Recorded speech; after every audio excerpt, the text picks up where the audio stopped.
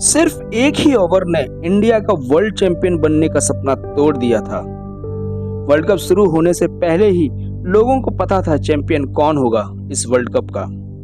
एक ऐसा खिलाड़ी जो बिना खेले ही वर्ल्ड कप 2003 से बाहर हो गया।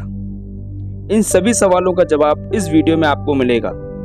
वीडियो में आगे बढ़ें उससे पहले इस चैनल को सब्सक्राइब करके हमें सपोर्ट करें। ये बात है वर्ल्ड कप 2003 की, जब भारत न्यूजीलैंड से बुरी तरीके से हार कर आया था और भारत के लोगों को भारतीय टीम से बहुत उम्मीदें थी कि ये टीम वर्ल्ड कप जीतकर इंडिया लेकर जरूर आएगी। और फिर कारवा पहुंच पड़ता है साउथ अफ्रीका, नामीबिया और केन्या में होने वाले वर्ल्ड कप 2003 का पहला मैच नीदरलैंड से था। हालांकि इंडिया ने नीदरलैंड को हरा दिया था, लेकिन इंडिया खुश नहीं था क्योंकि इंडिया ने 204 रन ही बनाए थे और अगला मैच वर्ल्ड चैंपियन ऑस्ट्रेलिया के साथ था। वो ऑस्ट्रेलिया जो शायद इन सभी टीमों में जो भी इस वर्ल्ड कप में पार्टिसिपेट करने आई थी उनसे बहुत ज़्यादा तगड़ी थी और मजबूत थी। ऑस्ट्रेलिया अगर शायद 2 टीम भी बनाकर उतारता तो भी उन दोनों टीमों को हराना नामुमकिन के बराबर था। और उस ऑस्ट्रेलिया से भारत का सामना था अगले ही मैच में। दूसरा मैच ऑस्ट्रेलिया से जैसे ही शुरू हुआ, सेंचुरियन में भारत महज 125 रन बना ही पाया। इस मैच में कुछ कमेंटेटर्स ने भी आग में घी डालने वाला काम किया। उन्होंने कहा, मेरा ड्राइवर भी इनसे अच्छी क्रिकेट खेल सकता है। प्लेयर्स के घर के बाहर प्रदर्शन हुआ, किसी के घर के बाहर आग जलाई गई, कालिक पोती गई और किसी के प्लेयर के बाहर पत्थर फेंके गए। प्लेयर्स यहाँ साउथ अफ्रीका में बहुत परेशान थे। वो अपनी फैमिली को लेकर बहुत ज़्यादा चिंतित थे। उस समय की सरकार, अटल सरकार ने खिलाड़ियों के फैमिलीज को प्रोटेक्शन दी। हालांकि उस समय उन सभी खिलाड़ियों को मोटिवेशन की बहुत रिक्वायरमेंट थी। उस समय की मीडिया मैनेजर अमीर माथुर ने कहा कि आज सचिन एक स्टेटमेंट पढ़ने वाले हैं, कोई भी सवाल जवाब नहीं होगा। जब सचिन ने स्टेटमेंट देने के लिए आए तब उन्होंने कहा, मेरे प्यारे देशवासियों, मैं जानता हूं क्रिकेट के खेल से हम सभी का बहुत लगाव है और क्रिकेट को लेकर हम सब में जुनून भी है। जब हम जीतते हैं तो आप हमारे साथ होते हैं, लेकिन आज टीम को आपकी ज़रूरत है और मैं आपको एश्योर करता हूं कि टीम में वर्ल्ड कप अच्छा परफॉर्म करेगी वर्ल्ड कप में, और ये मेरा आपसे वादा है। और अगले ही मैच जिम्बाब्वे से था और इंडिया ने इस मैच में बड़ी जीत दर्ज की। इसमें सचिन और गांगुली दोनों ने ही आग उगला। वैसे इस वर्ल्ड कप में भारत को और भी काफ़ी सारे फायदे हुए, जैसे कि वर्ल्ड कप में इंग्लैंड ने जिम्बाब्वे जाने से मना कर दिया। यहाँ की इंग्लैंड ने अपने पॉइंट फोरफीट करने के लिए भी तैयार हो गया था। वर्ल्ड कप में केन्या, साउथ अफ्रीका, जिम्बाब्वे एक साथ हो रहा था वर्ल्ड कप। इंग्लैंड का रॉबर्ट मोरवी, जो कि जिम्बाब्वे के सरकार थी, उसके संग डिप्लोमेटिक रिलेशन नहीं थे, इसलिए इंग्लैंड ने वहां जाने से मना कर दिया। दूसरी तरफ न्यूजीलैंड ने भी केन्या जाने से मना कर दिया सिक्योरिटी रीजंस देकर, और दोनों के 2-2 पॉइंट को फोरफीट कर दिया गया और इस बहाने केन्या को और जिम्बाब्वे को 2-2 पॉइंट का फायदा हो गया। लेकिन यहाँ अगला मैच भारत का पीटर्स मैरी वर्ग में था नामीबिया से, और भारत को कॉन्फिडेंस आ गया था कि हमने नामीबिया को 181 रन से हरा दिया था। इस मैच में सचिन ने 150 रन और गांगुली ने सेंचुरी लगाई थी। इस मैच के बाद टीम को पीटर्सबर्ग में एक ट्रेन में बैठाया गया। ये वही ट्रेन थी जिस ट्रेन से महात्मा गांधी को उतार दिया गया था। 1893 में गांधी जी को ट्रेन से उतार दिया गया था। ये जर्नी 25 से 30 मिनट की थी, जो कि जोहान्सबर्ग से आपका पीटर्स मैरी वर्ग तक आने का था। इस ट्रेन में बैठने के बाद भारत को बहुत ज़्यादा मोटिवेशन आया और इस मोटिवेशन के बाद अगला ही मैच भारत का इंग्लैंड के साथ था। ये वही इंग्लैंड था जिसने गांधी जी को ट्रेन से उतारा था और ये मोटिवेशन काम कर गया। और ये मैच जो डरबन में था, इसमें इंडिया ने इंग्लैंड के खिलाफ अच्छी परफॉर्मेंस दी और उन्हें बहुत आसानी से हरा दिया। इस मैच में सभी बल्लेबाजों ने रन बनाए, लेकिन आशीष नेहरा की वजह से ये मैच जीते, क्योंकि उनके पैर में दर्द होने की वजह से भी उन्होंने इंजेक्शन लिए थे और इस मैच में 6 विकेट तब भी लिए। फिर टाइम आता है मदर ऑफ ऑल गेम का, इंडिया वर्सेस पाकिस्तान। सेंचुरियन में था ये मैच, जोहान्सबर्ग से 30 किलोमीटर की दूरी पर था ये मैच। इस मैच से पहले प्लेयर्स के बीच एक सेरेमनी भी हुई। स्टेडियम में एक तरफ भारत के दूसरे और पाकिस्तान की तरफ दूसरे फैंस बैठा ले गए, मतलब कि स्टेडियम में एक तरफ भारत के फैंस थे और एक तरफ पाकिस्तान के फैंस थे। ये मैच इसलिए भी जाना जाता है कि इस मैच से पहले भारत के खिलाड़ी आपस में मिले भी थे और डिपेंड करता था कि इनका परफॉर्मेंस कैसा होगा। और पहले बैटिंग करते हुए पाक ने 273 रन बनाए और इस समय पाक को रिक्वायरमेंट थी कि वो इंडिया की विकेट्स जल्द से जल्द लें। उस समय पाक की टीम के सामने चेस करना इतना आसान नहीं था।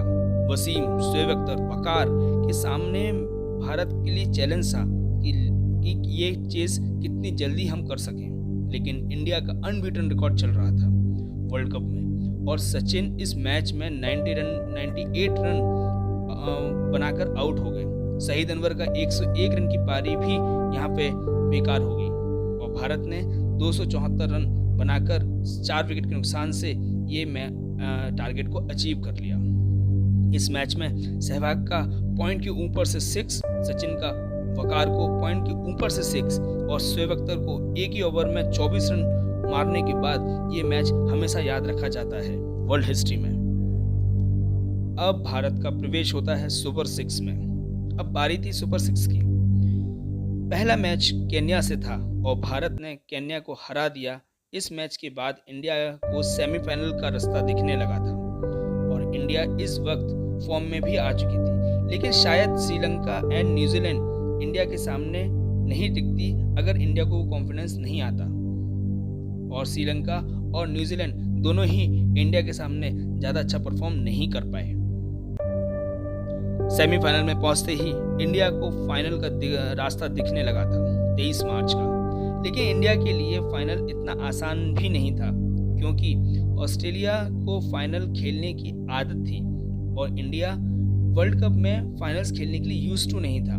20 साल बाद हम 2003 के वर्ल्ड कप के फाइनल में पहुंचे थे, इसलिए ऑस्ट्रेलिया को इस तरह के मैचेस की आदत काफ़ी अच्छी तरीके से थी और इसका असर हमने अभी 2023 के वर्ल्ड कप में भी देखा था, जो कि भारत में हुआ था। यह भारत को करोड़ों लोगों की दुआएं आने लगी। सब लोगों ने मैसेज भेजने लगे कि आप इस बार वर्ल्ड कप जीत कर ही आना और खिलाड़ियों पर दबाव दिख रहा था। फाइनल से पहले इंडिया की टीम प्रैक्टिस कर रही थी, ऑस्ट्रेलिया की आराम से घूम रही थी। ऑस्ट्रेलिया को मालूम था कि फाइनल कैसे खेलते हैं और हम 20 साल बाद पहुंचे थे फाइनल्स में, लेकिन सभी को डर भी लग रहा था कि सामने ऑस्ट्रेलिया था, वो ऑस्ट्रेलिया जिसे हराना शायद सपने की बात हो गई थी। मैच के पहले ही ओवर में जहीर ने ऑस्ट्रेलिया को 3 नो बॉल और 6 वाइड बॉल फेंक कर 15 रन दे दिए। साइकोलॉजिकली इंडिया ऑस्ट्रेलिया से बहुत पीछे हो गया था और अब दिखने लगा था कि शायद अब हम इस मैच में काफ़ी पीछे हो गए हैं। और वो दिखा तब जब गिलक्रिस्ट और हेडन ने धुआंधार पारी खेली और उसके बाद जैसे ही हमने हेडन को आउट किया, उसके बाद रिकी पॉन्टिंग और गिलक्रिस्ट ने इंडिया के ऊपर कहर बरपा दिया। पॉन्टिंग तो इस तरह से खेल रहे थे जैसे कि उन्हें इंडियन बॉलिंग में कोई प्रॉब्लम ही नहीं है और गिलक्रिस्ट पॉन्टिंग की पिटाई से ऑस्ट्रेलिया ने 359 पर 2 विकेट खोकर बना दिए और भारत के सामने 360 रन का बड़ा लक्ष्य रखा। भारत के लोगों को उम्मीद हद से ज़्यादा खत्म हो गई और उन्हें लगा कि शायद ये मैच हमारे हाथ से 50% निकल चुका है, लेकिन फिर भी लोगों को उम्मीद थी कि सचिन और सहवाग अभी इस टीम में हैं, गांगुली भी टीम में हैं, द्रविड़ भी टीम में हैं, तो शायद इस मैच में हम वापसी कर सकते हैं। लेकिन पहली ओवर में जब सचिन और फिर गांगुली दोनों ही आउट हो गए, उसके बाद लोगों को काफ़ी हद तक निराशा हो गई। सहवाग ने 84 रन तो बनाए, लेकिन उनकी ये पारी भी काम ना आ सकी जो भारत को जीत दिला सकती।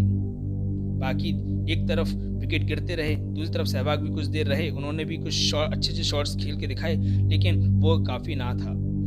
इंडिया 234 रन बनाकर ऑल आउट हो गई और इस तरह से इंडिया का वर्ल्ड चैंपियन बनने का सपना फिर टूट गया।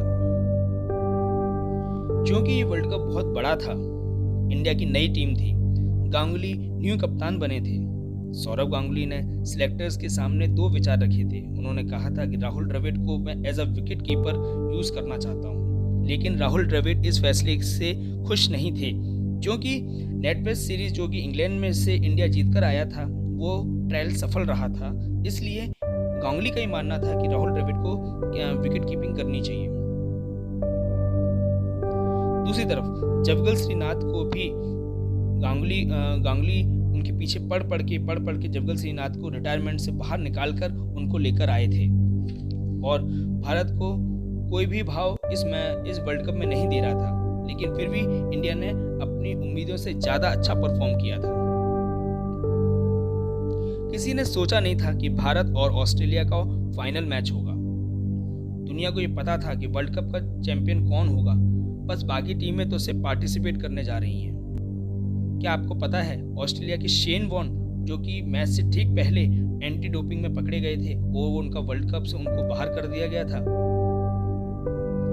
तो इस तरह की रोचक वर्ल्ड कप की कहानियां लेकर हम आपके सामने आते रहेंगे। अगला किस वर्ल्ड कप पे मैं आपके लिए डॉक्यूमेंट्री लेकर आऊं, प्लीज़ कमेंट में बताइएगा। उस डॉक्यूमेंट्री के साथ मैं जल्दी हाजिर होऊंगा। तब तक के लिए गुड बाय और प्लीज़ सब्सक्राइब करना ना भूलें।